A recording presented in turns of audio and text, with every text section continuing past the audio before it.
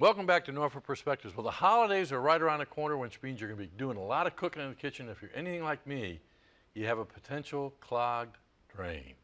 And this man on the sofa, I got to tell you, from the get-go, saved my life. And I'll explain. Brian Wilson, Environmental Specialist, Department of Utilities. How you doing? I'm well, thank you. You come on periodically, and you know what? I finally decided to listen to you. And my garbage disposal died, and I haven't been using it at all, and has made a huge difference. Yep, use a strainer like we have on the table there, a sink strainer, to catch all the food particles that shouldn't be going down the drain, and they go in the trash. And that's where a lot of the grease and oil comes from, is within the food itself. Now, I got to tell you, you've changed my life. Not that I've enjoyed it, because it does.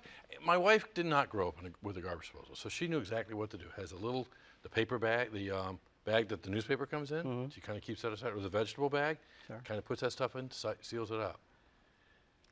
And if you have a big yard, use the net. If you have a big yard, you can compost. Turn it into something usable. It breaks down. It's Brian, that's her Christmas present, so don't talk about that. Okay. Yeah, the composting. I mean, that's really big. Yeah, it is. So, what other kind of secrets? I mean, first of all, why does it matter? I mean, come on. What's a little bit of celery string and some? Well, it all grease combines with the grease and oil that eventually does get down the drain. Most of it's accidental, but it does make its way into the drain. And when you have food particles that combine with that, it just speeds up the clogging of the drain. And you carry this around with you all the time, don't you? I just bring it here. Just here? I mean, because when you put 90,000 households, it does add up, doesn't it? Yeah, it does. I think there's a picture we're going to see about a chunk of grease that came out of an 8-inch sewer main that was in a residential area. It's just from all the families that accidentally put a little bit of food or grease in the drain, and it all adds up. Now, okay, when we talk stuff down the drain, some of it is kind of, was a surprise to me as I kind of worked my way through this. Pancake mix and cake mix? Mm-hmm. I mean, that just kind of washes through, right?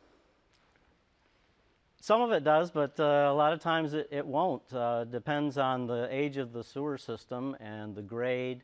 There's a lot of factors that go into it. How much water is used to flush it through, how far it has to travel. Okay. But a lot of it winds up clinging to the pipe at some point, and it builds up over time. Okay, there's a myth. In fact, one of our previous guests mentioned this as she got off the sofa. I won't say which one. Well, I use lots of hot water. You never let me get away with that. Why didn't the hot water trick work? It will eventually turn cold. Okay, that. And in the wintertime, it turns cold even faster. So that's when our problems increase, are in the colder months. The grease and the oil, just the hot water doesn't carry it as far. So, and then it starts to clog. Yep. Okay, so you've brought some stuff here. These are props, but also magical tools in your trade, right? Sure. When you're cooking, take the grease. Instead of going in the drain, it should go into a container, an old can of beans or something that was used. Put a lid on it, put it in the freezer, let it harden, and then throw it in the trash. And after dinner, scrape your plate.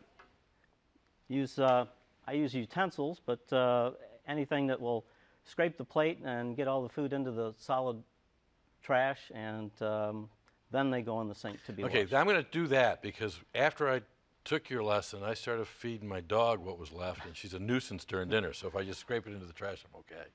Okay. Yeah. Okay, I see the flushable wipes. Not something that I use, but I know that when our girls were growing up, quite often. That's a myth that the packaging says they're flushable, but they're not. They've been tested, and they don't break down as well as toilet tissue does.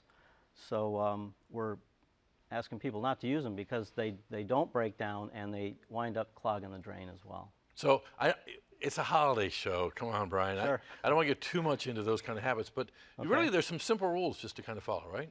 Mm-hmm. There's a lot of things that are flushed that shouldn't be. We've got a sticker for commercial properties that want to put them in their restrooms to remind the users what shouldn't be going down the drain, down the toilet. You've got diapers, trash, paper towels, hygiene products, and wipes. Even the ones that say flushable shouldn't go down the drain. Okay. And again, we're looking out for the entire community, but having, where I said you saved my life, and one reason my garbage disposal died is that clog came right up into my sink. So Right. it can be a personal nuisance. Oh, sure. And you don't want to be calling a plumber over the holidays because that can be expensive. No, I have. There's a plumber that had a very happy Christmas last year, thanks to me. Sure. So. Well, Brian, for some reason, I feel totally compelled to wish you, of all people, happy holidays. Well, thank you. Same to you, Bob. Thank you. We want to hear from you what you'd like to see on TV 48, but more importantly, what's going on in your neighborhood. Give us a holler at 664-6510. And as usual, it's a wonderful time to be in Norfolk just because of you and you. Thanks a lot.